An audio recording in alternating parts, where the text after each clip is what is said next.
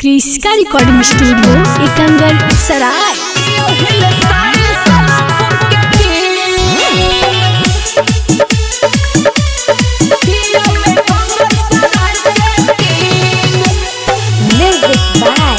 Presented by Kriska films. और बात कर छौड़ा रे छोड़ी हमर हाथ देखले तो भइया तो देतो तोर हक्का। अरे बात कर छौड़ा रे छोड़ी हमर हाथ देखले तो भइया तो देतो तोर हक्का। सामने देखले में तो देतो पसना से दहिया छोड़ी हके ना जादे डींग खियावे कमर सराय के टींग। छोड़ी हके ना जादे डींग खियावे साई सलामपुर के टींग। आगे कोई बोलते गे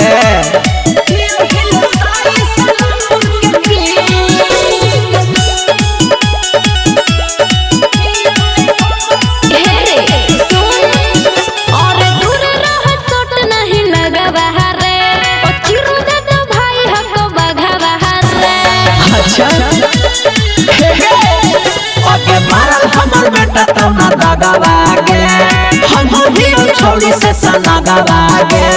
मर तो खदेर के रोड पर भागे है लोग मेरी गरी। छोड़ी हके ना जादे डींग हिया माता जिला के किंग। छोड़ी हके ना जादे डींग हिया हिल साई सलामपुर के किंग।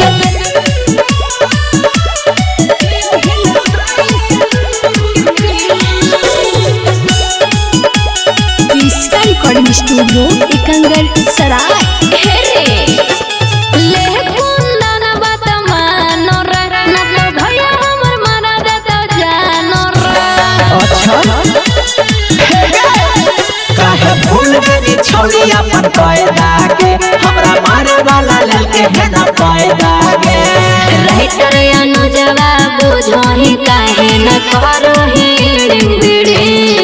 छोड़ी हके ना जादे डींग हियावे कमर सराय के किंग।